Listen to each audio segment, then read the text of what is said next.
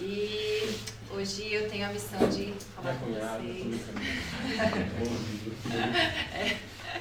Dudu tem vários irmãos, o Fê, o Lucas, Pompei, tudo em família.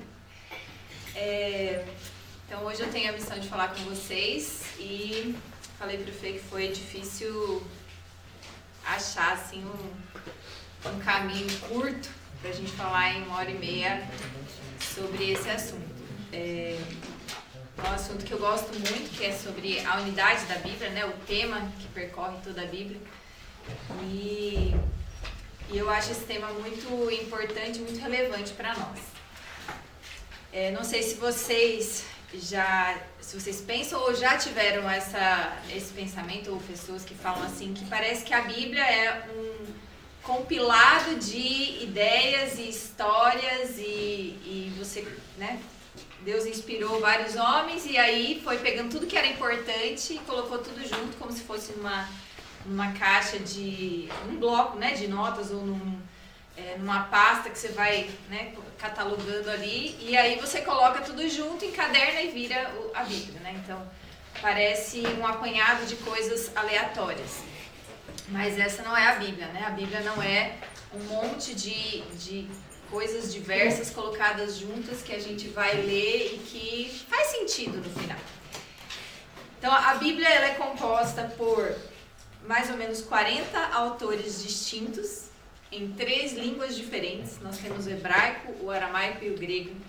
Nós temos 3 continentes diferentes abordados na Bíblia. Nós temos um tempo de escrita da Bíblia de por volta de 1500 anos, desde o início até o final.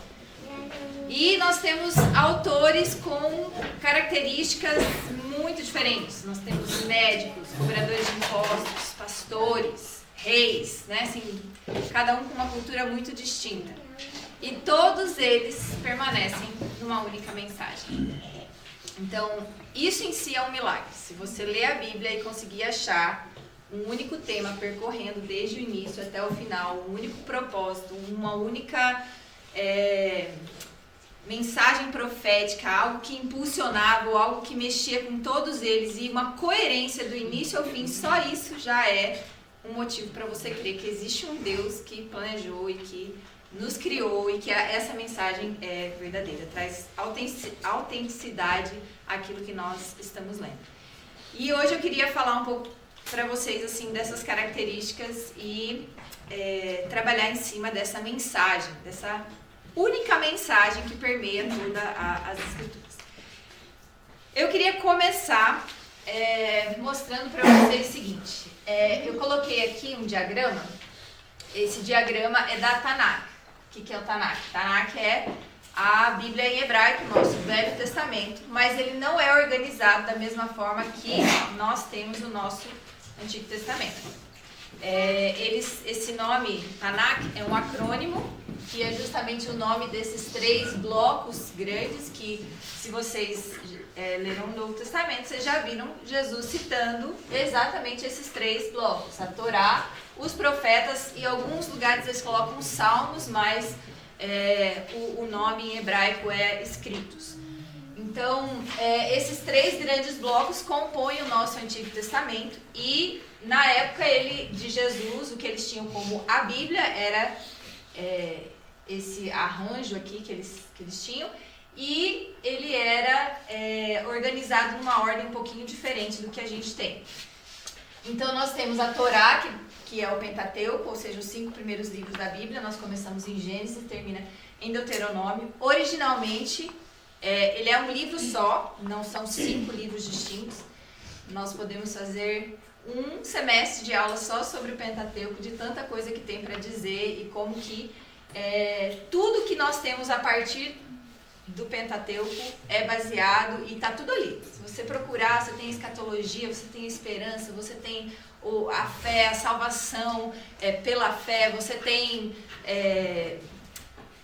a verdade messiânica, de como que Jesus, os gentios que vão ser salvos, enfim, muitos temas que você procura, né, ao longo da Bíblia, você encontra no Pentateuco. Então, esse é o primeiro bloco. O segundo bloco, nós começamos com alguns livros que a gente considera históricos, né, Josué, Juízes, E ele segue para os profetas. Então nós temos Isaías, Jeremias, Ezequiel, os profetas menores estão aqui. E nós terminamos em Malaquias. Então esse é o último livro do bloco dos profetas. E aí nós começamos com os escritos, que aí nós temos Salmos, nós vamos ter alguns livros históricos para nós, como Ruth, Esther, Esdras, Neemias, mas também tem outros livros poéticos, como Provérbios, Eclesiastes, Cantares, e nós terminamos esse bloco com Crônicas, tá? Então o último livro desse grande bloco aqui é 2 Crônicas e o capítulo 36, né? Então nós temos esses 3 grandes blocos antes do Novo Testamento.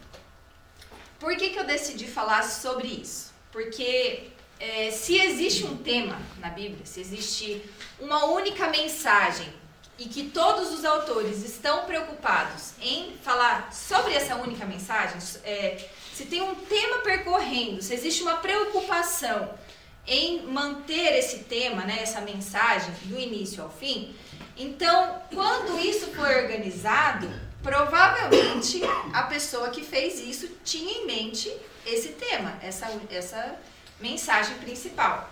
Então, a Bíblia ela não foi jogada assim, veio um primeiro, escreveu, vamos por aqui, o outro veio. Tanto que, se você olhar aqui, existe uma ordem cronológica de eventos, e aí vamos começar de novo. Aqui nós temos a criação do mundo, nós temos a era primitiva, né, o início, aqueles primeiros capítulos de Gênesis, é uma história, né, que a gente chama lá de cima, você vê aquela visão panorâmica e depois em Gênesis 12 você vê que o zoom desce para falar sobre os patriarcas, e a partir de Gênesis 12 você tem a história dos patriarcas, até o final de Gênesis nós ainda estamos falando de personagens específicos. A partir de Êxodo, abre um pouquinho para falar sobre o povo, e aí nós temos a peregrinação no deserto, né? Depois que sai do Egito, nós temos a peregrinação no deserto, e todo o drama que ocorre ali com o povo rejeitando em Êxodo 19, né, estar ali presente perto de Deus e todo o desenrolar de vários pecados, vários problemas, enfim, vocês conhecem a história. Aqui a gente já começa com a conquista da terra em Josué, então, e ao longo desse bloco nós temos não só a conquista da terra prometida, como também todos os problemas que se seguem, né? A gente tem os reis aparecendo aqui, eles pecando, Israel se desviando de Deus, e os profetas trazendo a mensagem para relembrar o povo do propósito original, para voltar para Deus, servir a Deus, abandonar os ídolos e tudo mais. E aqui no escrito nós temos a partir do exílio até o retorno à Terra Prometida. Então, existe uma cronologia, uma sequência cronológica aqui nessa organização.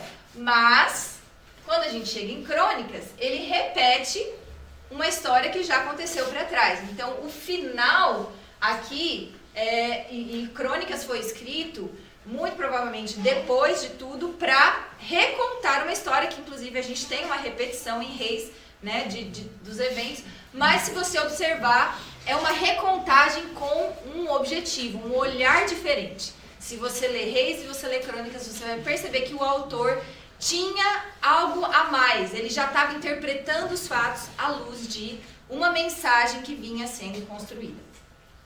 Então eu queria trabalhar com vocês a questão da edição da Bíblia. Depois que tudo estava pronto, alguém sentou,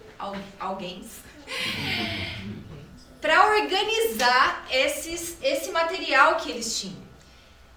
E em vários trechos, eu espero ter tempo para a gente até dar uma olhada em algumas passagens, mas em alguns trechos nós temos alguns indícios de que não era o autor original que escreveu aquilo, que parece que alguém relendo, organizando ou revisando, acrescentou algo que não pertencia àquela época.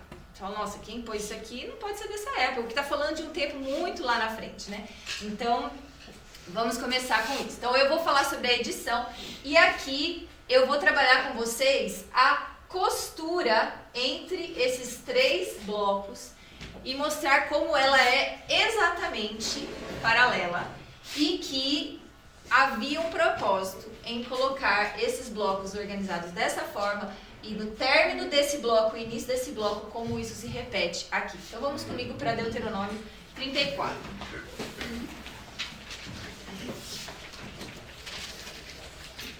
Então, falando sobre edição e sobre alguém acrescentar algo, vamos começar já no capítulo 34 de Deuteronômio.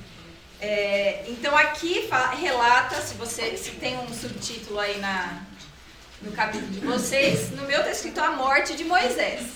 Então, como é possível que o autor do Pentateuco, no caso Moisés, relatasse sobre sua própria morte? Um pouco complicado, né? Mas, o que nós temos de tão importante nesse último capítulo desse grande bloco aqui do Pentateuco? Vamos começar no versículo 9. Josué, filho de Num, estava cheio do espírito de sabedoria, porque Moisés havia imposto as mãos sobre ele. Assim os filhos de Israel lhe deram ouvidos e fizeram como o Senhor havia ordenado a Moisés. Nunca mais se levantou em Israel um profeta como Moisés, com quem o Senhor tratava face a face. Nunca houve ninguém que fizesse todos os sinais e maravilhas que por ordem do Senhor ele fez na terra do Egito, a Faraó, a todos os seus oficiais e a toda a sua terra. Nunca houve quem tivesse tanto poder e fizesse os grandes e terríveis feitos que Moisés realizou à vista de todo Israel. Então, qual é a frase que é repetida e que se você, na primeira leitura, ou se você ler várias vezes, fica mais na sua mente aqui? Nunca mais. Aí, vamos imaginar uma situação, né? Você, se algo acabou de acontecer e você quer dizer só que aquilo não, até o dia seguinte, não aconteceu novamente, você vai dizer nunca mais, né? Então, vamos supor, o filho desobedeceu, aí você fala assim, olha, não faz mais isso. No dia seguinte, ele não faz. Você fala, olha, ele nunca mais desobedeceu. Ninguém vai fazer isso. Nem no ano seguinte. A ideia aqui é que passaram-se muitos e muitos anos. E que alguém que veio acrescentar esse trecho aqui, não foi alguém logo em seguida depois de Moisés. Não foi um sucessor, não foi Josué que escreveu isso aqui. Não pode ter sido alguém que veio pouco tempo depois. Por quê? Não dá tempo de falar, vocês vão ter que acreditar em mim agora. A mensagem da Torá contém uma esperança de uma semente que começa em Gênesis 3,15. Ela é desenvolvida, mas não só a esperança da semente, mas também existe uma esperança de cumprimento de inúmeras promessas que partem de uma única e vão crescendo e se revelando cada vez com mais detalhes e com mais uma proporção muito maior. Essa promessa vai crescendo e ela atinge o ápice em Deuteronômio 18, quando ele promete que haveria um profeta semelhante a Moisés que viria e seria como ele. O que Moisés fez? Moisés tirou o povo da escravidão do Egito, liderou o povo num novo êxodo e conduziu o povo a receber ou a aproveitar, a cumprir a promessa que Deus havia feito. Moisés é esse grande libertador. Mas não só isso. Moisés representa vários pontos, e como o Dudu mostrou na aula dele, né, sobre o sacerdócio, né? Deus tem um projeto, vocês devem ter ouvido isso ontem com meu pai também. Deus tem um projeto, ele não abandona, ele não faz assim, deu errado, amassa, joga fora, vamos começar de novo. Deus não faz isso. Ele tem um projeto, o homem frustra ali, né, quer frustrar, ele fala, não, eu tenho solução para esse problema. E ele retoma e ele vai seguir até o fim. Então ele não simplesmente abandona o que ele começou, mas ele continua, ele tem a solução e ele resolve. Então, aqui, qual é o papel de Moisés? Além de ser aquele que está fazendo naquela época presente, né, libertando o povo, ele também é uma figura daquilo que Jesus faria, né? Daquilo que o Messias prometido faria. Ele seria não só um grande libertador, como ele seria um legislador, como ele operaria milagres, como ele seria um rei, porque Moisés era de certa forma o rei ali de Israel, né? Ele que governava, E ele também tinha acesso ao Pai, que ninguém na época tinha. Então, quando ele termina o Pentateuco com esse trecho, ele diz: nunca mais se levantou em Israel um profeta como Moisés. Ele está dizendo, sabe aquela profecia que tem aqui, que está nesse livro aqui, e que todos nós estamos de olho? Ainda não chegou esse cara. Não chegou um profeta como Moisés. Aí, de novo, com quem o Senhor tratava face a face, então uma comunhão como ninguém. Nunca houve quem fizesse todos os sinais e maravilhas, né, como ele fez. E diante de tanta gente, né, diante dos oficiais da sua terra, e nunca houve quem tivesse tanto poder e fizesse os grandes e terríveis feitos que Moisés realizou. Então, nós terminamos aqui esse primeiro bloco com uma esperança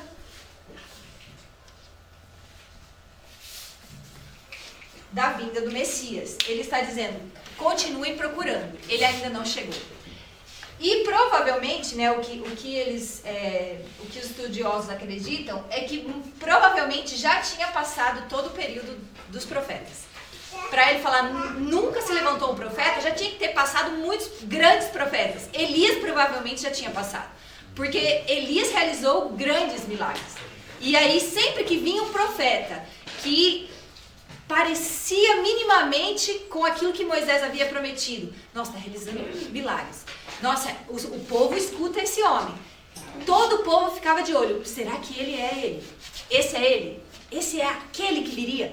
Ou será que a gente espera outro? Qual que é a pergunta de João Batista? Quando ele está na prisão, ele está confuso. Qual é a pergunta que ele faz? É esse ou devemos esperar outro? Percebe que essa pergunta é uma pergunta que soa desde o Jardim do Éden. Desde que o homem foi expulso, ele sabe, Deus vai retornar para o seu... Deus está nos levando de volta ao seu projeto original, mas ele precisa de um homem que resolva esse problema, esse grande problema. Nós estamos caminhando e Deus vai cercando o povo, porque o povo vai pecando, vai fazendo coisas erradas, mas Deus vai cercando com cercas ainda frágeis e que ainda não resolvem totalmente, né? Sacrifícios de animais que ainda não resolvem totalmente o problema, mas Deus está cercando o povo, assim como um pai e uma mãe colocam limites para os filhos, né? A gente sabe que não ganha o coração, mas você põe limites, porque isso vai proteger até que ele tenha maturidade para por si mesmo tomar a decisão. E assim Deus fez com o povo, ele foi pondo os seus limites. Mas a esperança de um homem que viria e resolveria o problema continuava na mente do povo. E aí nós temos Josué 1. Então vamos começar aqui o próximo bloco, como que ele começa. Então ele diz, depois que Moisés, servo do Senhor, morreu, o Senhor chamou Josué e falou: Moisés, meu servo, está morto. Prepare-se agora, passe este Jordão, você e todo o povo, e entre na terra que vou dar aos filhos de Israel. Todo lugar em que puserem a planta do pé, eu darei a vocês, como prometi a Moisés. O território de vocês irá desde o deserto e o Líbano até o grande rio, o rio Eufrates, estendendo-se através de toda a terra dos heteus e até o mar grande, na direção do poente do sol. Ninguém poderá resistir a você todos os dias da sua vida, assim como estive com Moisés, estarei com você. Não o deixarei, nem o abandonarei. Seja forte e corajoso, porque você fará este povo herdar a terra, que sob juramento prometi dar aos pais deles. Tão somente seja forte e muito corajoso, para que você tenha o cuidado de fazer segundo toda a lei que o meu servo Moisés lhe ordenou. Não se desvie dela, nem para a direita, nem para a esquerda, para que seja bem sucedido por onde quer que você andar. Não cesse de falar deste livro da lei. Pelo contrário, medite nele dia e noite, para que você tenha o cuidado de fazer segundo tudo o que nele está escrito. Então você prosperará e será bem sucedido. Eu vou ler de novo esse final aqui. Seja forte e corajoso, para que você tenha cuidado de fazer segundo toda a lei que meu servo Moisés lhe ordenou. Não se desvie nem para a direita, nem para a esquerda, para que você seja bem sucedido por onde quer que você andar. Não cesse de falar deste livro da lei, pelo contrário, medite nele dia e noite, para que você tenha cuidado de fazer segundo tudo que nele está escrito, então você prosperará e será bem-sucedido. Então, esse trecho aqui nós temos uma exortação repetida para Josué de que ele deveria guardar, falar e meditar na lei do Senhor, não de vez em quando, de dia e de noite, sempre. Então a ordem é medite na palavra, medite. E aí o que vai acontecer? Ele vai ser bem-sucedido. E ele repete isso também. Então as duas coisas são repetidas: o meditar e o guardar a lei e o se manter fiel à lei é uma exortação, e o resultado é você será bem-sucedido. E aí aqui eu vou colocar a palavra meditar, só para facilitar.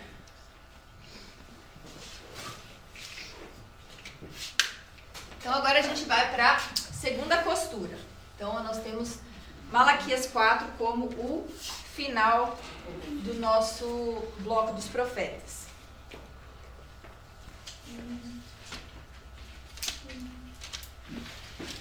Esse trecho a gente conhece bem. Eu vou começar desde o início do capítulo 4, que ele é um capítulo curtinho.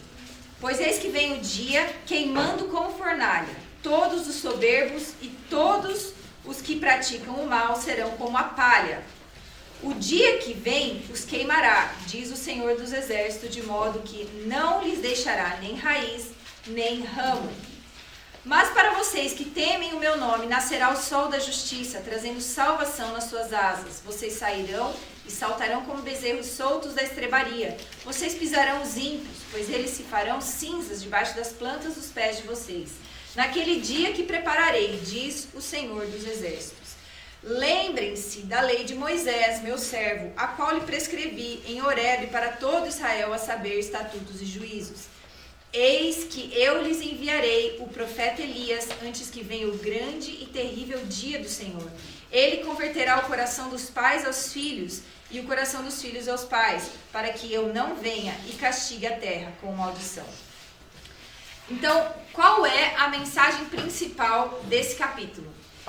Ele inclui vários trechos que nós vamos encontrar no próximo aqui, como que os que são maus, né, serão como a palha, que ele não vai deixar nem raiz nem ramo, que é o oposto, né? Se você arranca a planta, né, se você arranca uma árvore, ela sai com tudo, né? Então ela sai com a raiz, com o ramo, com tudo. Mas a árvore que permanece, ela está plantada, né? Então esse é o contraste que nós vamos encontrar no próximo capítulo. Mas apesar de tudo isso e dele falar para se lembrar da lei, o teor desse capítulo aqui, para o que ele está chamando a sua atenção? Qual que é a mensagem de alerta do profeta? É para o grande e terrível dia do Senhor, que vem queimando como fornalha, e ele fala para atentar para o profeta Elias, que virá. Ele fala, eu enviarei o profeta. E aí volta. Qual é a mensagem que soa para eles, né? O profeta, o profeta. Só que aqui ele contrasta, ele está dizendo, eu vou enviar o profeta Elias. Para você não ter dúvida, eu não estou falando aqui do grande profeta, é o profeta Elias. E eu vou mandar ele antes que venha o grande e terrível dia do Senhor. Ou seja, quem é que vem no grande e terrível dia do Senhor? O profeta, o Messias. Esse aqui não é. Eu vou mandar Elias antes daquele profeta principal. Então aqui ele está acendendo o povo novamente para olhar com esperança para aquele grande dia, e ele está anunciando o que viria logo antes desse grande e terrível dia, que viria Elias e queria converter o coração dos pais aos filhos e dos filhos aos pais. Então novamente nós temos um chamado para a esperança do Messias. E agora vamos para Salmo 1, que é o início do último bloco.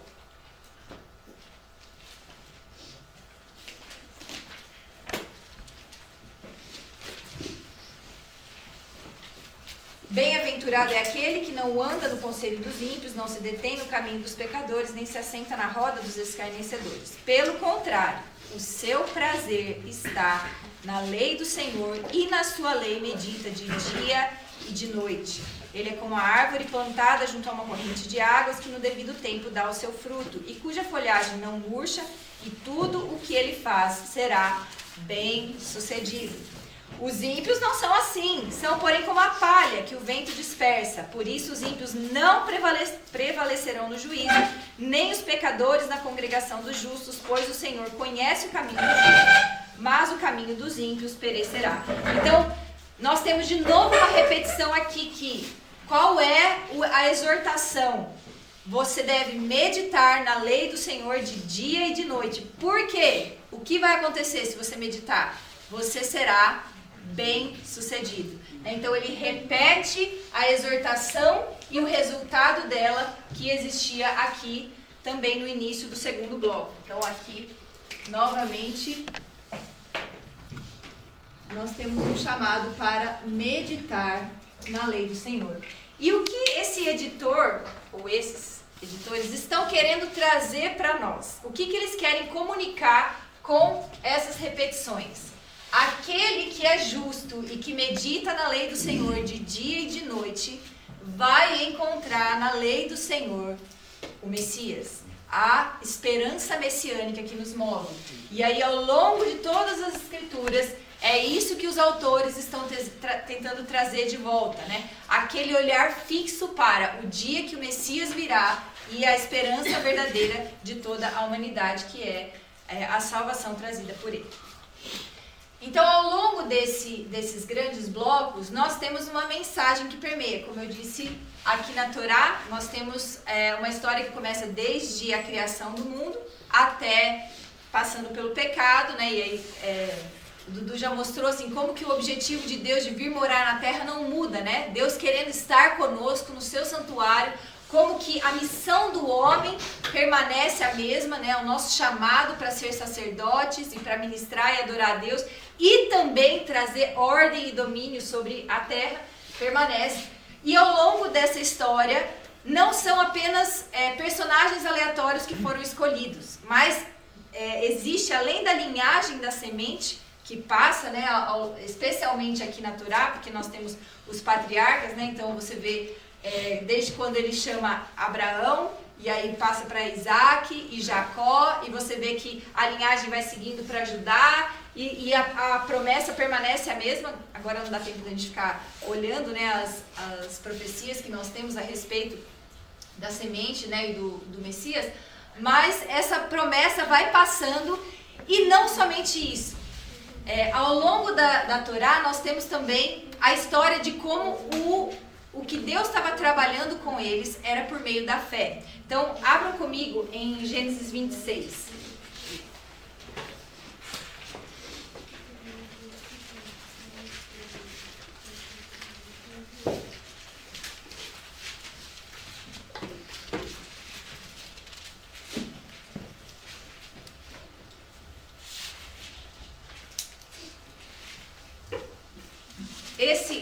Esse versículo que eu vou ler é um dos exemplos de que você encontra rastros de uma edição, né? Então, Gênesis 26, versículo 5.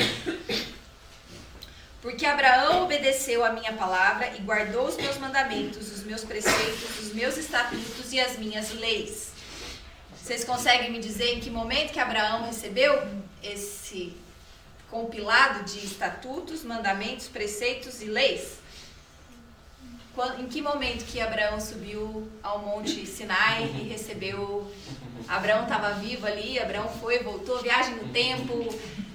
Não tem isso, nós não temos registrado aqui. Nós temos algumas ordens específicas que Deus deu a Abraão. Algumas delas ele tenta, né, dar uma voltinha, né, ele dá uma quebradinha. Mas nós não vemos em Abraão essa característica aqui, ó, mandamentos, preceitos, estatutos e leis,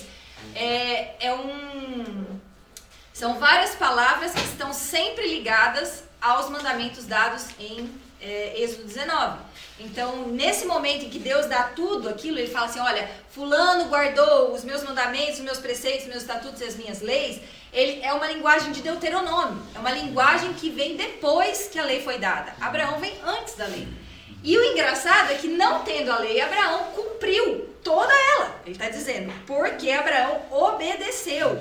Então, aqui existe um atestado de que Abraão foi aprovado, mas ele não tinha lei. O que isso traz para nós? Que o que a mensagem está passando aqui, e se você percorrer todas as escrituras, especialmente no Antigo Testamento, mas você vai encontrar no Novo também, é sobre guardar a lei, guardar os meus mandamentos. O próprio Jesus fala, quem me ama, guarda os meus mandamentos. Então existe uma expectativa de guardar a lei. E existe uma forma como essa lei é guardada. E aqui é uma revelação de como que as pessoas que escreveram ou que editaram ou que compilaram a Bíblia entendiam que essa mensagem era clara. Deus não estava dizendo, pega aqui a minha lei, respira fundo, não olha para o lado e não peca na sua própria força. Não é isso que ele está falando. Ele está dizendo que existe uma forma como você pode cumprir tudo isso. E a forma que a gente pode cumprir tudo isso é a forma que Abraão cumpriu, que é pela fé. Abraão teve fé e foi justificado. Então, ele teve fé. E aí, pela fé, ele cumpriu todos os mandamentos, preceitos e estatutos, né? Então, qual é outro indício de que realmente não é pela lei que se cumpre? Quando você termina o Pentateuco, nós temos também a mesma avaliação que nós temos sobre Abraão, nós temos sobre Moisés e sobre o povo. Em Números 20 nós temos uma grande decepção. Moisés não vai entrar. Por que Moisés não vai entrar? Porque ele não teve fé. Ele fala, você não me santificou. Você não teve fé para me santificar diante do povo. E Moisés é rejeitado. Então, aquele que trouxe a lei, aquele que atingiu pontos altos, aquele que esteve face a face com o próprio Deus, pela falta de fé, foi reprovado de entrar na Terra Prometida. E o povo, de igual forma, também foi rejeitado, especialmente aqueles que estavam, ao final de quase 2 anos, prestes a entrar. Eles estão ali, mandam 12 espias, quando eles voltam, 10 deles falam, impossível, a gente não consegue, não vai dar pra gente entrar. E aí o que acontece? O povo é reprovado e tem que ficar 40 anos ali, vagando no deserto, para que a próxima geração pudesse entrar. Então, de novo, o povo fracassou na fé. Não em cumprir os mandamentos, os juízos, os estatutos, mas em ter fé e acompanhar aquilo que Deus estava fazendo junto com eles. Então, a mensagem da Torá, do Pentateuco, tem a ver com você entender a forma como Deus está agindo, Deus está fazendo com eles, para que eles pudessem, de fato, alcançar as promessas. Elas não seriam alcançadas por meio do esforço contínuo, do suor, como os fariseus faziam, de colocar cada vez mais pontos na lei, porque eles acreditavam que, como em todas as escrituras nós temos, se você guardar os meus mandamentos, se você guardar os meus mandamentos, se você guardar, então eles falavam, então se a gente guardar, o Messias virá. Se vocês repararem, a mentalidade dos fariseus na época de Jesus era essa. Especialmente esse grupo, dos fariseus, vários outros os zelotes, por exemplo, acreditavam que era pela guerra, que eles iam pela força conquistar, eles iam expulsar Roma e eles iam conquistar o reino à força. Mas os fariseus tinham outra mentalidade. A mentalidade deles era que se eles fossem justos, num nível assim, super blaster, o Messias viria e iria salvá-los. Mas eles queriam fazer tudo na própria força. Tudo era no suor. E eles impunham isso para os outros também. Todos os seus seguidores tinham que fazer na própria força. Então, essa não é a mensagem, esse não era isso que Deus estava construindo com o homem.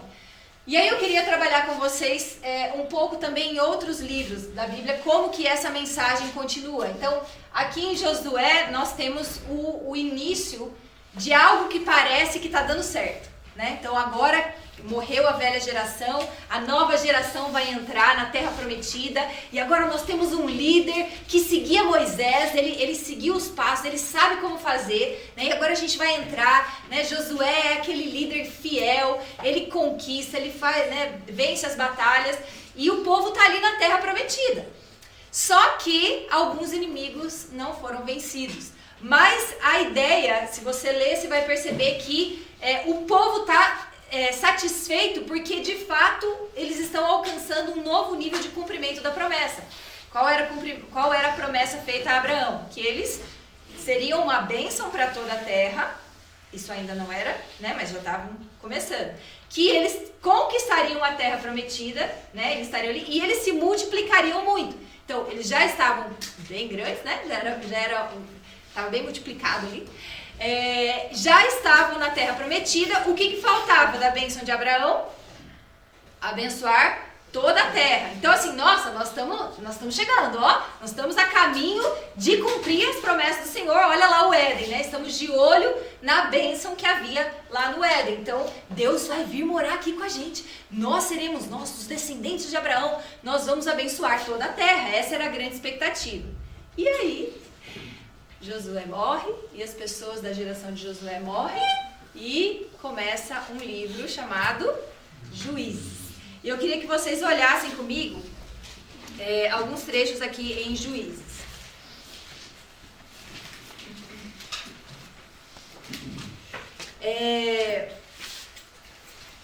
Então, o período de Juízes é um período muito escuro, né, na história de Israel.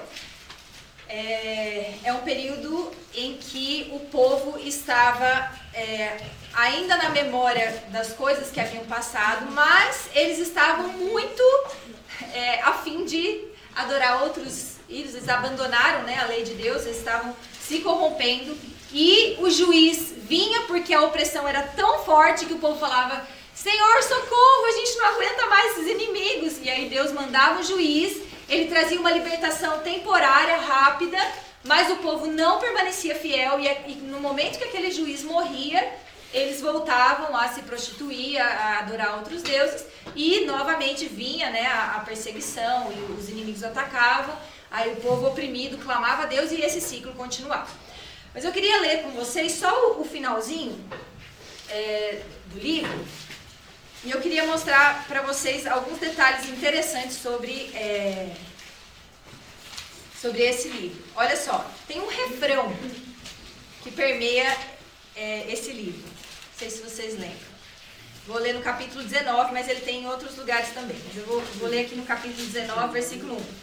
Naqueles dias em que não havia rei em Israel, houve um homem levita que, peregrinando nos lados da região montanhosa de Efraim, tomou para si uma concubina de Belém de Judá. Eu não vou ler essa história é uma história horrorosa, é uma história que você chora do início ao fim, né? É muito triste, você não entende por que a pessoa está fazendo isso, por que dá tudo errado, assim, assim, ele coroa o livro de Juízes com a desgraça total, né? Assim, é ladeira abaixo o livro de Juízes. Mas ele começa assim, ó: naqueles dias em que não havia rei em Israel. E aí, se você for para o último versículo desse livro de Juízes, versículo 25 do capítulo 21, está dizendo assim: naqueles dias não havia rei em Israel, cada um fazia o que achava mais certo. Então, olha só, esse é o último versículo. Ele está resumindo o livro para você, ele fecha o livro assim: naqueles dias não havia rei em Israel, cada um fazia o que achava mais certo. Qual é a exortação que nós temos repetidas vezes? Medita na lei do Senhor de dia e de noite, cumpre as suas ordenanças, os seus mandamentos, e você será bem-sucedido. E aqui fala que não havia rei. Mas eu quero fazer uma pergunta. Em Juízes, já tinha tido rei? Já havia tido? Tá dando tudo errado porque a gente não tem mais o rei, né? O rei que era pra gente ter, que a gente teve todos esses anos, a gente não tem mais. Então é por isso que cada um faz o que quer. Mas não tinha tido rei. O rei não veio ainda. Nós não temos nenhum histórico de rei em Israel. Pelo contrário, se tinha algum rei, foi Faraó, que era de outra nação. Aqui não tinha tido rei. E se você voltar um pouquinho,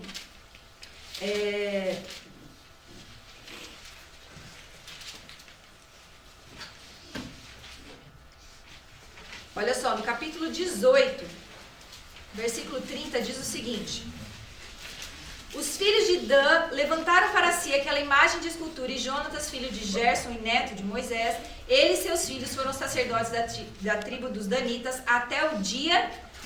O que está escrito na sua Bíblia? Do cativeiro do povo.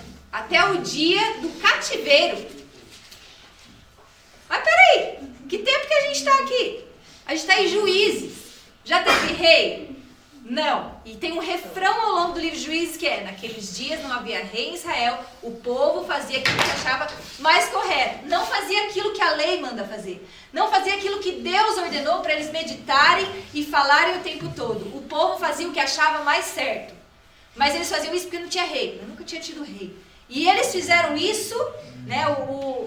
Havia esse sacerdote ministrando a um ídolo até o dia do cativeiro. Que cativeiro? Que o povo ainda está na terra prometida. O povo não saiu da terra prometida. Do que ele está falando? Esse versículo é uma prova de que alguém, muito tempo depois, e aqui a gente já sabe quanto tempo depois, que aqui já tem que ter tido cativeiro para a pessoa escrever isso.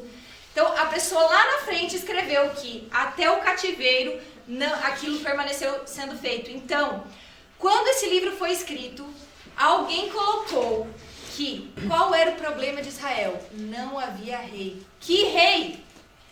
Ele não está falando de um rei humano. Ele não está falando que o problema de Israel era não ter um rei, uma figura de reinado, de governo. Não tinha o rei, o governante prometido. Esse era o grande problema de Israel. E aí, se você pensar, não, mas está forçando um pouquinho a barra. Olha como que termina o capítulo, o livro de Juízes. Eu li o versículo, eu vou ler de novo. No capítulo 19. Ele fala que o levita tomou para si uma concubina de onde? Belém de Judá. Então grava isso. Então tinha um levita, ele pegou uma concubina de Belém de Judá. A concubina ficou brava com ele, saiu e voltou para a casa do pai. O levita não satisfeito, eu vou caminhar um pouco mais rápido com a história, tá? A concubina voltou, ele não satisfeito com a história, falou, vou lá, vou buscar a minha mulher de volta. Então ele vai até o sogro e vai buscar a mulher. O sogro, muito feliz que ele tá lá, não quer que ele vá embora. Não, fica mais um pouquinho, come aqui mais um pouquinho. E aí vai enrolando. No fim ele sai na hora errada. Devia ter saído cedo, saiu tarde. E quando eles saem, tá de noite e era muito perigoso. E aí ele fala o seguinte, olha só, vamos versículo 11. Quando chegaram perto de Jebus, o dia já estava chegando ao fim. Então o servo disse ao seu senhor, venha, vamos sair da estrada e entrar nessa cidade dos Jebuseus e passemos ali a noite. Alguém sabe o que essa cidade dos Jebuseus mais tarde seria? Jerusalém. Vamos entrar aqui, ó, nessa cidade dos Jebuseus para a gente passar a noite? Porém, seu senhor lhe disse, não vamos entrar em nenhuma cidade estranha que não seja dos filhos de Israel. Vamos um pouco mais adiante até Gibeá. E continuou, vamos a um desses lugares e pernotemos em Gibeá ou em Ramá. Guarda em Ramá também, que é um lugar interessante para a gente falar depois. Assim passaram adiante e continuaram a viagem, e o sol se pôs quando chegaram a Gibeá, que pertence a Benjamim. Saíram da estrada e aí continuaram. Olha só os lugares que são citados aqui no final do livro de Juízes. Nós temos uma concubina de Belém de Judá.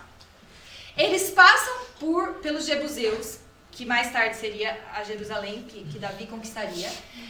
Eles decidem ficar numa cidade de Benjamim. E toda a história acontece aqui, a mulher é morta, né? O homem fica furioso, ele corta ela em pedaços, envia um pedaço para cada uma das tribos, fala, vamos lutar, a gente vai defender a honra aqui, porque eles mataram a minha mulher, e fica bravo e tal, sendo que ele que botou ela para fora, mas tá tudo bem, vamos deixar para os detalhes para lá. O fato é que toda essa história gira em torno de dois lugares muito importantes e significativos, Belém de Judá e Benjamim. Se você passar um pouquinho para frente na história, o que vem logo a seguir? Acaba o período de Juízes e nós temos Samuel. Samuel vem como um juiz, ele ainda é um juiz. E aí o povo tem uma brilhante ideia e fala assim, olha só, não é porque a gente entendeu a profecia não. A gente queria ser igual às outras nações. Tem como dar um rei pra gente? Não. A gente quer muito um rei. Será que você pode dar um rei? Não quer Deus governando a gente através de você. Acha um rei pra nós, a gente quer ser igual às outras nações, é tão mais fácil. O rei sai com a gente na batalha, a gente tá vendo o que o rei tá fazendo, a gente não precisa ficar dependendo, né, de meditar na lei do Senhor, é só seguir o rei, tá tão mais fácil, a gente fica igual às outras nações, tá beleza. Samuel vai e fala, Deus, ó, tô com um pedido aqui, ó, tô com um caroço aqui, o povo tá querendo um rei, estão... Deus fala, Samuel, tá tudo bem, eles estão me rejeitando, não é você, é a mim que eles estão rejeitando. Mas eu vou dar um rei de acordo com o que eles querem. De onde que era esse rei? Benjamim. Muito bem. Esse rei é bom ou ruim? É ruim? Não é um rei de acordo com o que o povo queria. Ele era exatamente o que o povo queria. Ele era alto, ele era forte, ele era bonito. Ele era um rei que era uma imagem excelente para Israel. Ele era aquele que Israel queria estampar mesmo diante dos outros. Esse era Saul. E Saul rejeitou a lei do Senhor. Ele não tinha o coração para cumprir, mas veio um rei, depois de Saul, que tinha o coração de Deus. E ele era de Belém de Judá. Então, percebe como a história vai preparando o leitor para olhar para aquilo que realmente importa. Então, Juízes termina com o cenário ali, em Benjamim, em Belém de Judá, né? Toda aquela história passando pelos jebuseus ali, né? E aí, de repente, eles entram na história dos reis. E aí nós temos um rei que é segundo o coração dos homens, né, que é segundo o desejo dos homens de fazer aquilo que eles querem, que era exatamente o que acontecia em Juízes, cada um fazia o que bem entendia, mas vem um rei que é segundo o coração de Deus. Vem alguém que eleva a promessa que a gente já conhecia aqui, ele eleva o padrão da promessa e nele nós temos a revelação de que agora o Messias não seria apenas um legislador, não seria apenas um libertador que levaria Israel a um novo êxodo, mas agora nós temos a revelação de que o nosso Messias seria o rei, filho de Davi, que governaria a partir de Jerusalém. E não só isso, em Davi nós temos também a revelação de que esse rei seria filho de Deus. Então, vários pontos, esse é o ponto alto na história do reinado de Israel. E, claro, que você vai ver no Novo Testamento, sempre é Jesus, filho de Davi, né? Então, essa expectativa de que o filho de Davi viria é muito grande, né? Quem que seria esse novo Davi? Novo Davi. Então, essa tornou um novo padrão para eles. Você vai ver que no Novo Testamento tem tanto a citação ao profeta, né? Você vai ver a samaritana, por exemplo. Olha, esse é o profeta? Você é o profeta que viria? E vários outros momentos, né? Quando ele multiplica os pães, eles perguntam, olha, esse é o profeta. Por quê? O profeta. Porque ele acabou de fazer o milagre que Moisés tinha feito. Então, opa, a gente está ligado. Existe uma esperança, vai vir um profeta semelhante a Moisés. Esse cara está multiplicando pães, maná no deserto. Peraí, a gente está percebendo a semelhança aqui. Ele está aqui ensinando a lei para todo mundo a partir de um monte. Várias semelhanças com Moisés. Então o povo pergunta, esse é o profeta? Mas também a expectativa de um rei. Esse é o filho de Davi, esse que vai reinar, finalmente ele vai expulsar os inimigos, né? Ele vai acabar com Roma, ele vai trazer de fato a glória de Israel que a gente tanto espera. E se você ler o livro de Reis ou o livro de Crônicas, você vai perceber que para todos os reis que vinham, existia uma frase, existia uma avaliação. E a avaliação era, ele andou nos caminhos de Davi, ou ele não fez o que era bom aos olhos do Senhor, ou fez o que era mal aos olhos do Senhor. Por que tem tanto essa avaliação de cada um dos reis? Será que é porque Deus gostava de... Ele ficava com uma pranchetinha ali, deixa eu ver, pecou, construiu um templo para outro Deus, Não é uma questão de anotar se eles estavam fazendo certo ou errado, mas a questão, de novo, havia uma promessa que enchia o coração dos judeus. Na época não eram judeus, né? Eram hebreus. Judeus é porque permaneceu a tribo de Judá e aí ficou o nome judeu. Mas na hora de falar sai qualquer coisa. Mas vamos voltar. Qual era a esperança que batia no coração deles? A esperança é virar o rei. Então cada rei que vinha depois de Davi era uma expectativa. Deuteronômio 34, é tão importante esse anexo que foi colocado ao Pentateuco. Ainda não apareceu. Esses profetas que vocês estão querendo saber se é ou não é o grande profeta, não é. Já vou avisar, não é. Aí nunca mais veio alguém semelhante a Moisés, né? E da mesma forma aconteceu com os reis. Será que é ele? Esse é o rei? Não, esse foi mal aos olhos, né? Fez o que era mal aos olhos do Senhor, ou fez o que era bom aos olhos do Senhor. E com isso nós vemos uma linhagem muito clara, né, da descendência de Davi, né? As tribos do norte são levadas para o exílio por causa do pecado, né? Como juízo de Deus prometido em Deuteronômio, né? Ele prometeu, ele avisou tudo o que aconteceria. Então esse povo é levado, né, das tribos do norte, mas permanece a tribo de Judá. E aqueles que eram fiéis, que tinham ido para Judá e permaneceram adorando em Jerusalém e não seguiram, né, Jeroboão, eles permaneceram ali. Então aquela tribo, a linhagem ficou mantida. Mas eu queria que vocês olhassem comigo alguns trechos sobre Salomão, porque já que a promessa foi feita para Davi, qual era a expectativa mais óbvia? Quem queria cumprir finalmente a promessa feita sobre o grande rei que viria? Até porque ele fala, ele será um filho seu, né? Vai ser meu filho. Então eu penso, pronto, Salomão. E Salomão atinge um ápice de glória, né? E além de tudo, o que ele faz? Ele faz algo que é tremendo. Ele constrói o templo. Então assim, não tinha nada mais incrível, né? Não tinha guerra na época de Salomão, né? Ele atinge um reinado de paz, de prosperidade. As nações ao redor são abençoadas por meio de Salomão. O povo está vivendo dias de glória. Nossa, estamos na terra, estamos abençoando outros povos. É agora, né, que a gente vai alcançar o cumprimento total da promessa. E aí existe a pergunta, será que foi aquilo e acabou? Será que realmente Salomão era aquele que de fato era o prometido? Então vamos ler comigo. Eu vou ler em 1 Reis.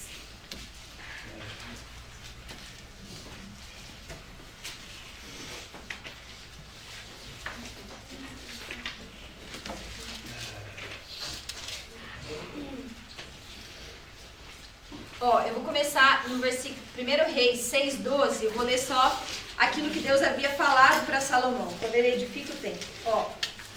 Quanto a este templo que você está edificando, se você, repara que não muda, a frase é sempre a mesma. Se você andar nos meus estatutos e executar os meus juízos e guardar todos os meus mandamentos, andando neles, cumprirei para com você a minha palavra, a qual falei a Davi, seu pai, e habitarei no meio dos filhos de Israel e não abandonarei o meu povo. Então, Deus está dizendo muito claro, se você andar nos meus juízos, nos meus mandamentos, nos meus preceitos, se você não abandonar a minha palavra, eu vou ser fiel e vou cumprir aquilo que eu prometi a Davi e vou habitar. Você está construindo um templo para a minha habitação.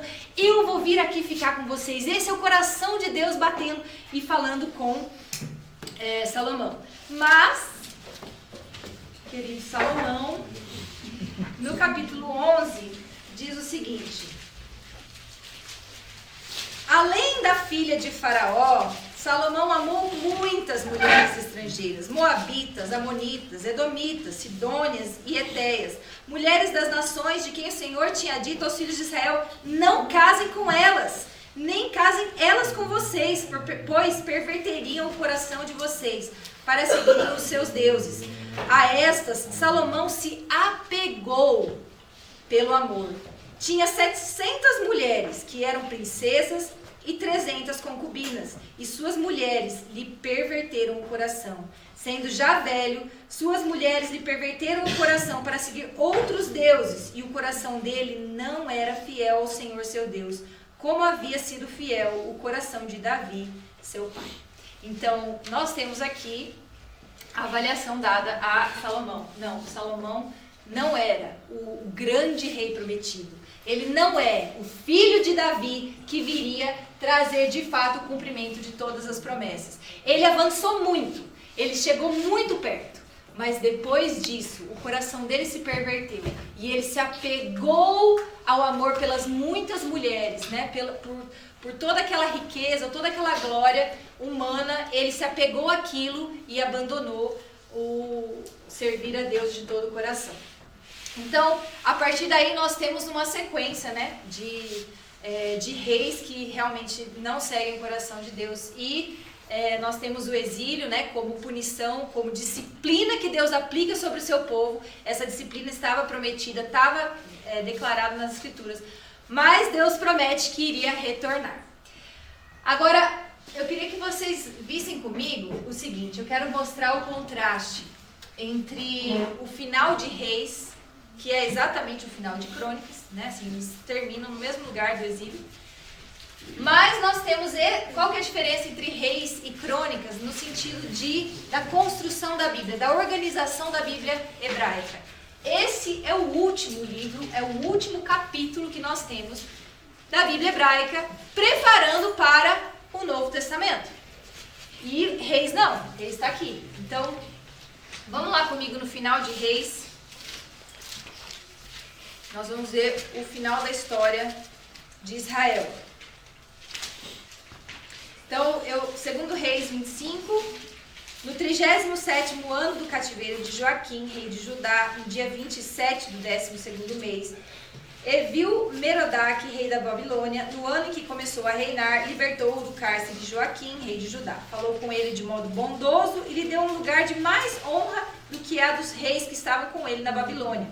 Permitiu que ele deixasse de usar as roupas de prisioneiro, e Joaquim passou a comer na presença dele todos os dias de sua vida.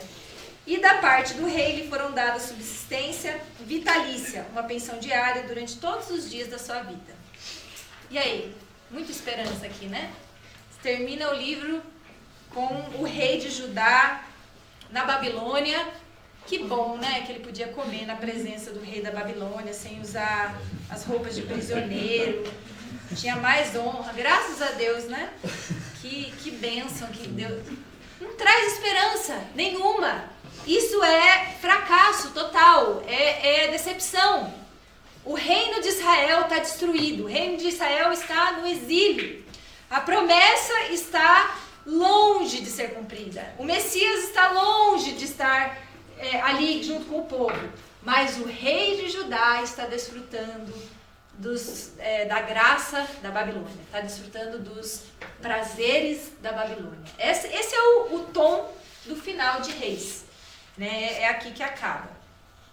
Mais crônicas. Vamos lá comigo. Em Crônicas. Segundo Crônicas 36.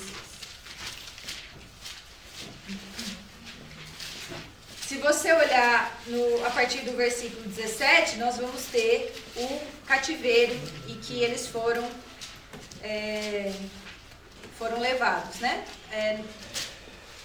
Vou ler a partir do versículo 19. Os caldeus queimaram a casa de Deus e derrubaram a muralha de Jerusalém. Queimaram todos os seus palácios, destruindo também todos os seus objetos de valor. Os que escaparam da espada, a esses ele levou para a Babilônia, onde se tornaram escravos dele e de seus filhos, até o tempo do reino da Pérsia. Isso aconteceu para que se cumprisse a palavra do Senhor por boca de Jeremias, até que a terra desfrutasse dos seus sábados. Durante todos os dias da sua desolação, a terra repousou, até que os 70 anos se cumpriram. Mas o livro não termina aqui. Ele continua. E olha como que termina a Crônicas. No primeiro ano do reinado de Ciro, rei da Pérsia, para que se cumprisse a palavra do Senhor por boca de Jeremias, o Senhor despertou o espírito de Ciro, rei da Pérsia, que ordenou que se proclamasse em todo o seu reino e que se pusesse por escrito o seguinte: assim diz Ciro, rei da Pérsia, o Senhor, Deus dos céus, me deu todos os reinos da terra e me encarregou de lhe edificar um templo em Jerusalém, que fica em Judá. Aquele dentre vocês que for do seu povo, que suba a Jerusalém, e o Senhor seu Deus esteja com ele.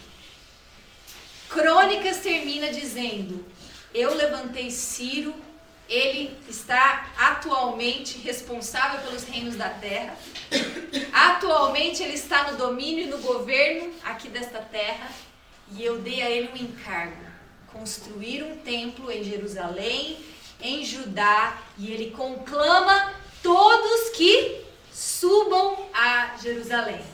E aí na Bíblia, eu não vou dizer hebraica, porque na Bíblia hebraica não tem o Novo Testamento, mas vamos dizer dos judeus messiânicos, que tem ainda se você juntar, né, a Tanakh com o Novo Testamento, o próximo versículo será livro da genealogia de Jesus Cristo, filho de Davi, filho de Abraão.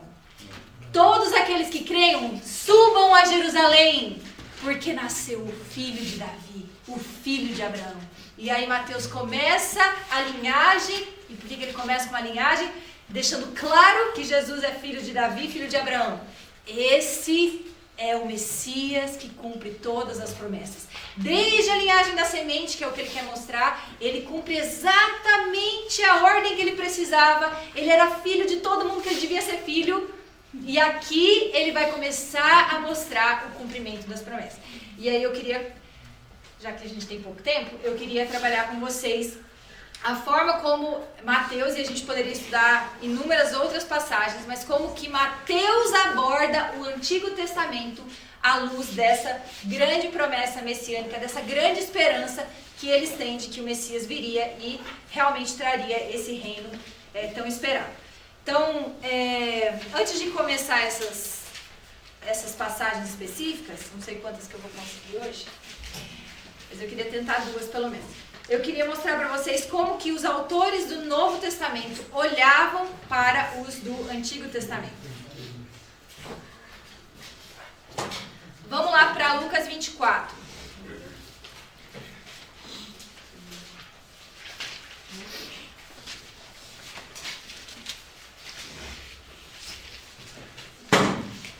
Lucas 24, 25. Então aqui a gente tem Jesus no caminho de Emaús com os discípulos e eles estão ali conversando, ignorantes de quem estava junto com ele. No versículo 25, então ele lhes disse: como vocês são insensatos e demoram para crer em tudo que os profetas disseram? Não é verdade que o Cristo tinha que sofrer e entrar na sua glória?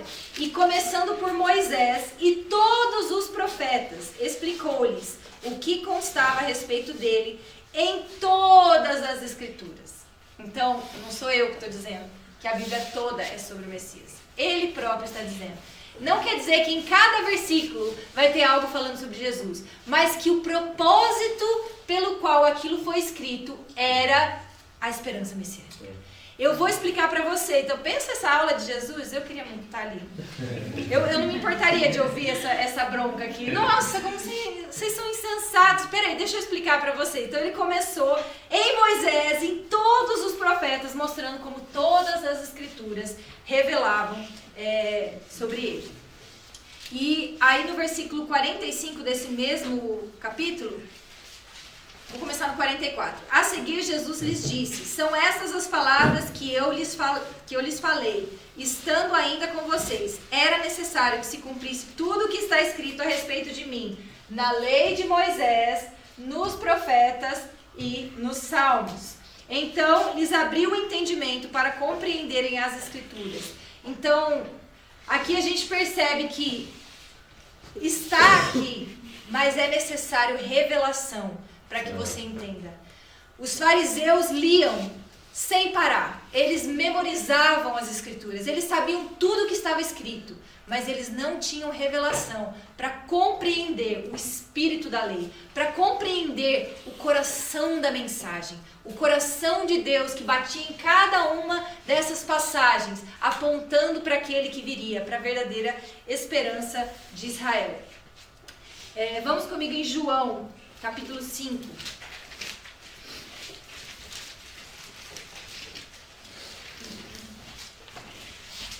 Versículo 45. Não pensem que eu os acusarei diante do Pai. Quem acusa vocês é Moisés, em quem vocês puseram a sua esperança. Porque se vocês de fato crescem em Moisés, também creriam em mim, pois ele escreveu a meu respeito. Se porém não creem nos escritos dele, como crerão nas minhas palavras? O que Jesus está dizendo é o seguinte: Moisés cria em mim. Moisés sabia.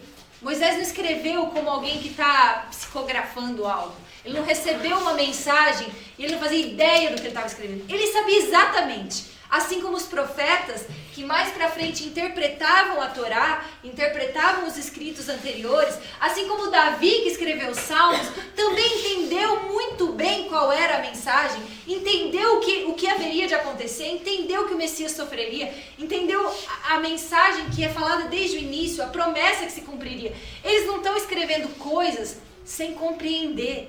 Às vezes a gente acha que os autores do Novo Testamento destacam, né, algumas passagens e colocam assim meio aleatório e pensam assim, não, aquele cara que escreveu no Antigo Testamento, ele não sabia do que ele estava falando, mas ainda bem que ele colocou esse versículo que eu vou tirar totalmente de contexto para provar algo que eu quero falar aqui. Gente, se isso é verdade, qualquer um poderia ser o Messias. Um louco poderia aparecer, falar um monte de coisas, tirar um monte de versículos do Antigo Testamento do contexto e fazer o que quisesse. Se isso fosse permitido, qual é a nossa segurança da nossa fé de que esse Jesus que veio, morreu na cruz e ressuscitou, graças a Deus, mas vamos dizer que não fosse possível a gente saber que ele ressuscitou? Como você teria prova de que ele de fato é a esperança da humanidade que desde o princípio Deus deu a Adão e Eva lá no jardim? Como que a nossa fé tem base se a gente não tem uma lógica e uma estrutura para a gente se apegar e dizer, esse Jesus aqui cumpre tudo aquilo que foi falado sobre ele. Esse Jesus aqui é exatamente aquilo que nós esperávamos baseado nas Escrituras. Os autores do Antigo Testamento sabiam do que eles estavam falando. Eles não estavam simplesmente jogando verdades que um dia alguém interpretaria magicamente com uma nova lente, uma nova lupa, um negócio mágico, né? Tipo um óculos 3D. Nossa, não estava vendo nada, mas agora depois... Não é assim. Eles sabiam. A revelação cresce, ela aumenta com o passar do tempo. Nós temos mais detalhes, mas os detalhes anteriores não são jogados fora. Os detalhes anteriores não são misturados e jogados ao acaso. É como um vitral que você vai colocando novos pedaços e vai formando uma imagem mais clara. Mas aquele pedaço que estava ali continua ali. Né? Não é uma coisa solta que você pode usar da forma que você quer. Vamos para 1 Pedro agora.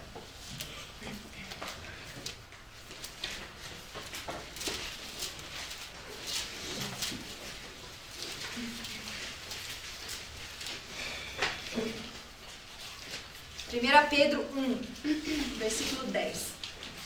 Foi a respeito desta salvação que os profetas indagaram e investigaram. Eles profetizaram a respeito da graça destinada a vocês, investigando qual a ocasião ou quais as circunstâncias oportunas que eram indicadas pelo Espírito de Cristo que neles estava, ao predizer os sofrimentos que Cristo teria que suportar e as glórias que viriam depois desses sofrimentos. Então, eles indagaram e investigaram. Os profetas, se você lê os profetas, você percebe que eles estão repetindo coisas que já tinham sido faladas. Eles estão investigando, eles não estão tirando uma coisa nova da cabeça deles. Não foi uma revelação que Deus deu sem nenhum embasamento. Pelo contrário, eles estudavam tanto as Escrituras, que quando eles profetizavam, quando eles falavam, eles traziam de novo várias coisas que tinham sido faladas anteriormente e com mais revelação e com mais detalhes que Deus dava para eles, né? Então, isso é muito importante. Então vamos agora para Mateus capítulo 2.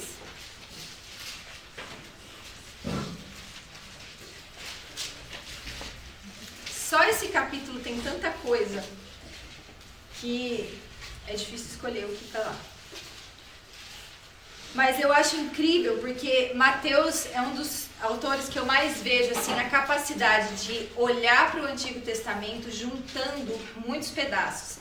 E ele aparentemente está errando. Assim, que se você ler sem estudar direito, você vai falar assim, nossa, Mateus, legal, mas você deu uma escorregada aqui, né? Não é bem assim, você errou a passagem, errou o livro, não é bem assim.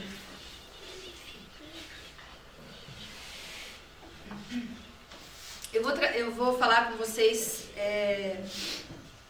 no capítulo 2, versículo 13. Depois que os magos foram embora, um anjo do Senhor apareceu em sonho a José e disse: levante-se, tome o menino e a sua mãe e fuja para o Egito. Fique por lá até que eu avise você, porque Herodes há de procurar o menino para matar. Levantando-se José, tomou de noite o menino e sua mãe e partiu para o Egito, onde ficou até a morte de Herodes. Isso aconteceu para se cumprir o que tinha sido dito pelo Senhor por meio do profeta: do Egito chamei o meu filho. Esse trecho está citando Oséias. E aí eu vou precisar que vocês vão comigo lá para Oséias. Oséias capítulo 11. Então lembra, aqui nós estamos... Mateus tem uma missão. A missão de Mateus é mostrar para o leitor... Oséias 11.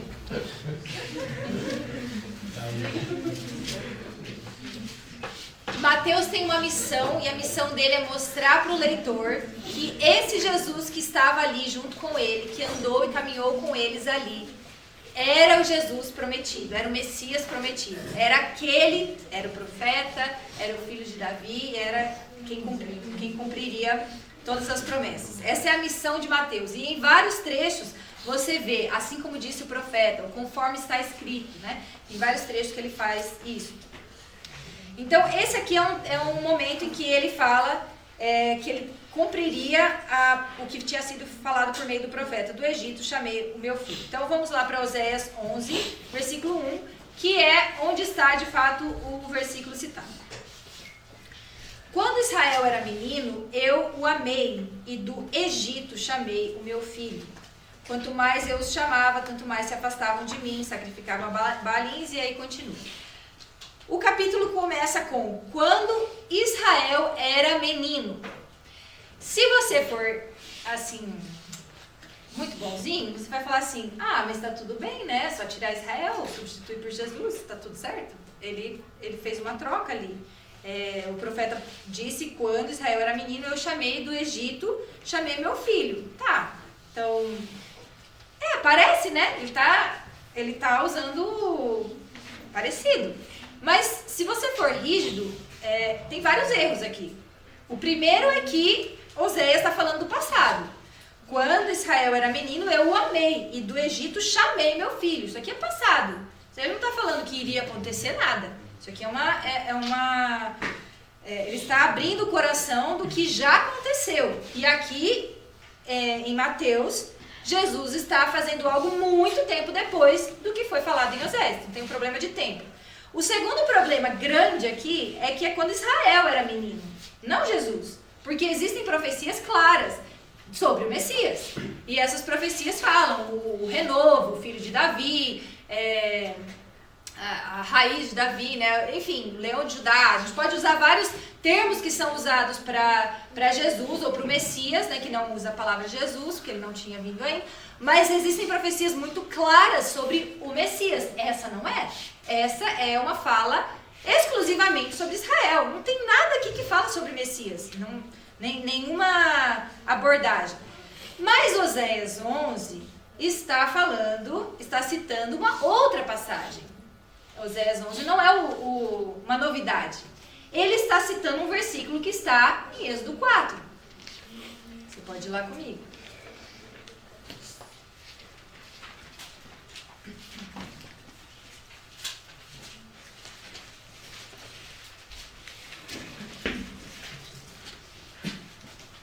Então, em Êxodo 4, versículo 22. Diga a Faraó: assim diz o Senhor, Israel é meu filho, meu primogênito. E eu digo a você: deixe o meu filho ir para que me adore. Mas se você não quiser deixá-lo ir, eis que eu matarei o seu filho, seu primogênito.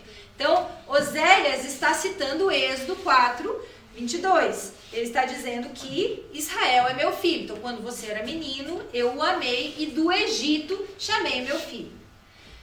Mas será que Mateus tem base para usar Israel para profetizar sobre Jesus?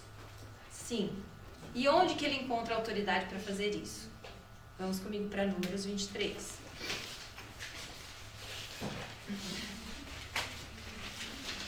Números versículos 23 e 24, nós temos as profecias de Balaão.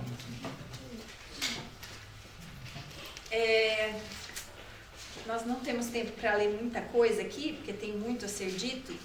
Essas profecias em si dão uma aula inteira só elas. Mas algo importante a ser dito. Aqui nós temos Balaão profetizando a pedido de Balaque, né? Vocês conhecem a história. Ele profetiza 4 vezes, né? Então as 3 primeiras vezes ele está profetizando a pedido do rei contra Israel, mas quando ele abre a boca, ele abençoa Israel. A 4ª profecia é por conta da casa. Ele fala, não, agora eu vou falar mesmo. Ele fala, não fala mais nada, você só abençoa. Não, mas agora eu vou falar para você saber o que vai acontecer. E aí Balaão, assim, é a profecia mais alta, porque ele fala, nos últimos dias acontecerá isso. E aí ele começa a falar sobre a estrela, né? Então o lugar mais claro sobre a profecia de uma estrela que viria de Judá é aqui em Balaão. Então, só que Balaão faz nas 2 profecias do meio, né? A 2ª e a 3ª, existe um paralelo muito interessante. Então, vamos comigo no capítulo 23. Vamos começar no versículo 21. Não viu desgraça em Jacó, nem contemplou calamidade em Israel. O Senhor seu Deus está com eles, no meio deles se ouvem aclamações ao seu rei. Lembra que Balaão é anterior a juízes, anterior a qualquer coisa. Não tem rei em Israel, não tem rei nenhum, ele está profetizando. No meio deles se ouvem aclamações ao seu rei. Continuando, Deus os tirou do Egito, mesma fala, só que os tirou, os se referindo ao povo de Israel.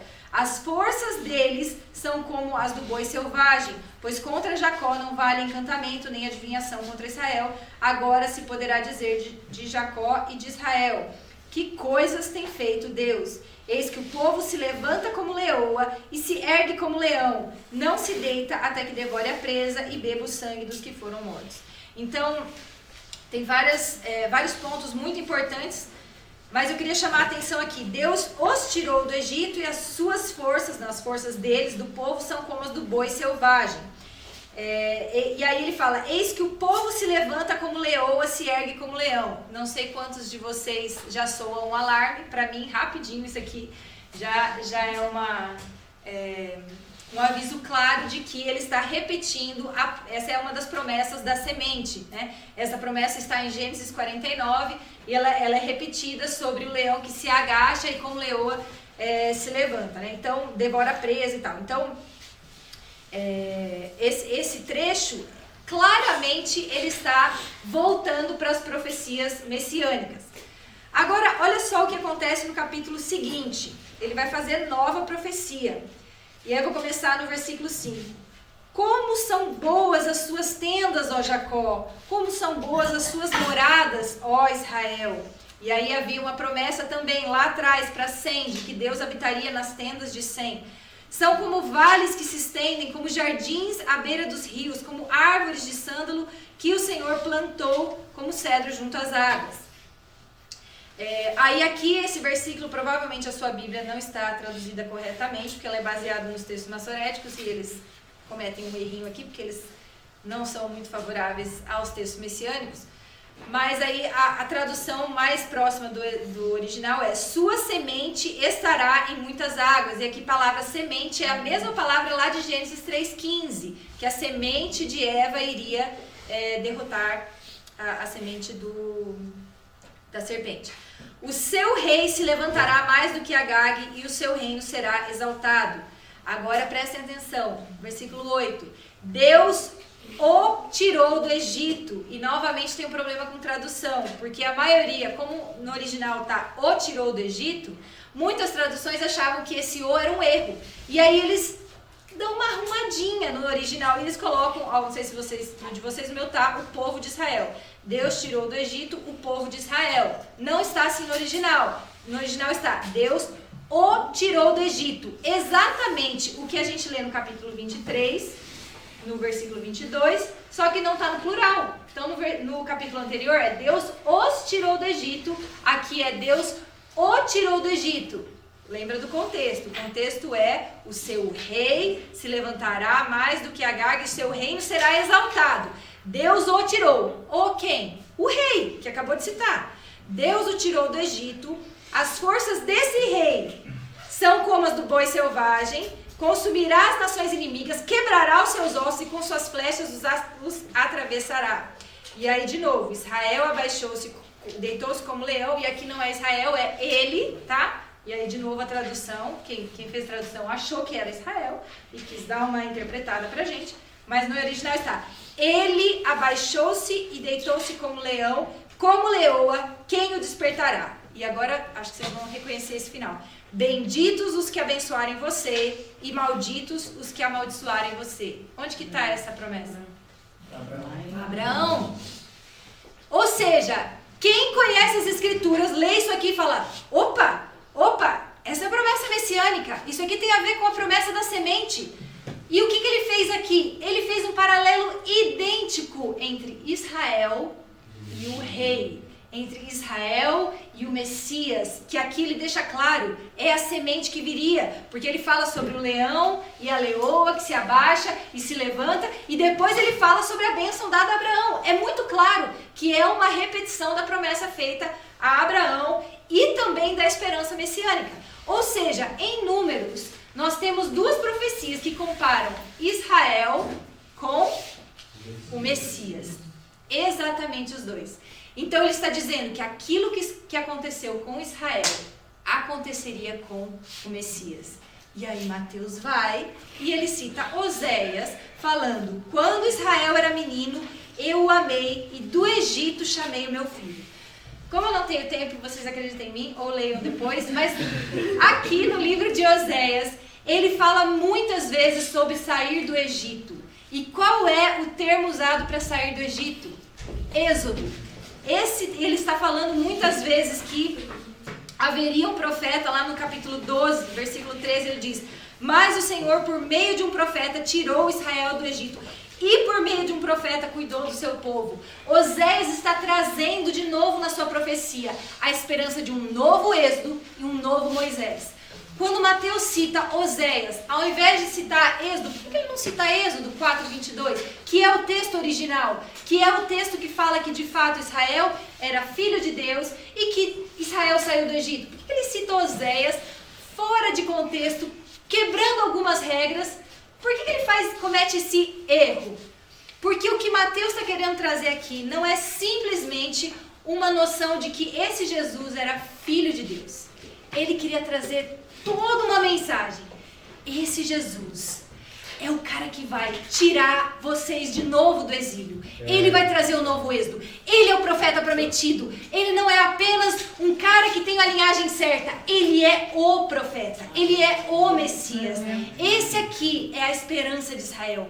Ele nasceu e ele está cumprindo não só uma profecia, como tudo aquilo que está escrito a respeito dele. Então, numa única citação, Mateus está trazendo todo um contexto. Jesus será como Israel. Eles são paralelos. O que Deus fez com Israel, Ele também fará através do Messias. E se você prestar atenção no resto do livro de Mateus, Ele está trabalhando para construir essa imagem, para construir esse histórico. E realmente, quando você lê, você percebe que Deus foi fiel em cada etapa. Toda essa esperança messiânica é construída. Se você meditar na lei do Senhor de dia e de noite, você encontrará o Messias. Se você meditar, você não precisa cumprir os mandamentos na própria força, porque existe alguém que virá e nos levará de volta ao lugar de onde nós somos tirados. Essa é a nossa esperança, é o Messias, aquele que é prometido, que veio e que cumpriu tudo aquilo que Deus prometeu. Amém. Só consegui uma.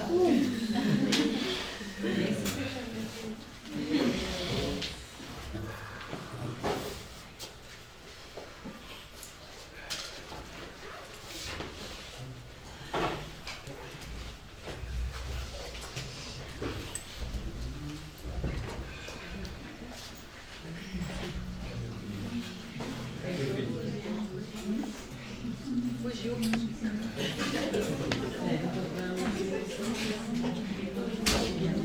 acho que vocês podem ir almoçar.